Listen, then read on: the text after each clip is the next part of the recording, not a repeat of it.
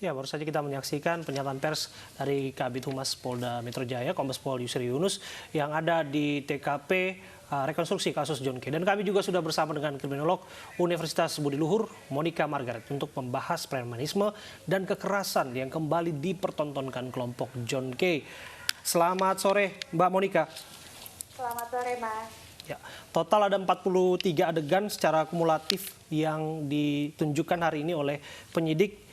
Intinya penyerangan dilakukan di tempat terbuka siang bolong. Apa catatan Anda? Oke, baik. Jadi gini, kalau kita lihat kejadian beberapa waktu yang lalu yang dilakukan oleh kelompoknya John K gitu ya, bahwa ternyata sepertinya ini sudah direncanakan ya. Sebelumnya dari hasil informasi tadi di televisi sudah diinfokan bahwa memang sudah ada perencanaan terkait untuk melakukan tindakan kekerasan tersebut. Nah, artinya memang ini rencana yang sudah sangat matang dipersiapkan oleh kelompok John K berserta dengan anak buahnya, sehingga mereka juga tidak lagi takut harus misalnya melakukan aksi tersebut di malam hari atau ternyata mereka siang hari, dan pada kenyataannya mereka memilih siang hari karena mereka sudah merencanakan baik-baik ketika adegan step demi step yang akan mereka lakukan gitu ya. Mereka udah bisa kasih gambarannya. Kalau misalnya mereka datang membuat kerusuhan terlebih dahulu, membuat onar terlebih dahulu misalnya, lalu si NK-nya itu tadi keluar dari wilayah rumahnya. Nah, di situ kesempatan itu mereka lakukan kembali untuk melakukan aksi kekerasan.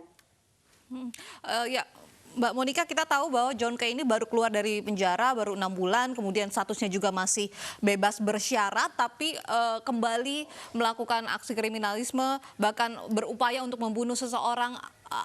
Apa yang menyebabkan sampai ia tidak jera begitu?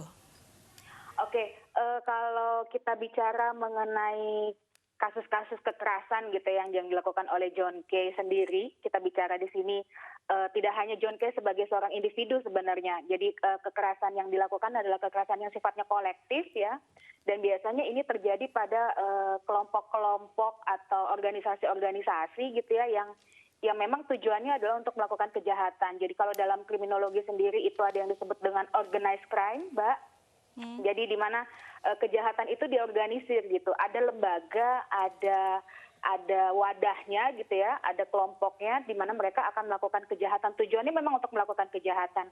Nah, biasanya siapa saja sih pelaku-pelaku yang atau anggota-anggota dalam kelompok kejahatan ini yang terlibat?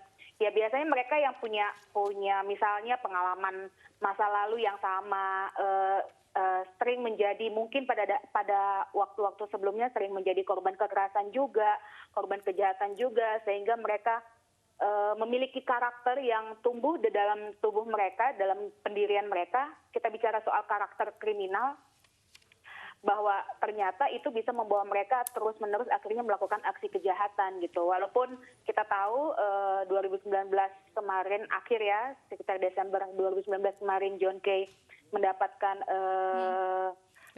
kebebasan bersyaratnya dia, tapi kita bicara mengenai karakter kriminal, Mbak, di mana sejak kecil kita tahu gitu ya, kalau kita runut dari berbagai informasi, kita tahu bahwa John K ini memang terbiasa untuk hidup di dalam situasi yang syarat dengan kekerasan, penganiayaan. Baik, kita nanti akan lanjutkan lebih dalam lagi bersama Monica Margaret. Kita jeda dulu, usai jeda kami akan kembali sesaat lagi.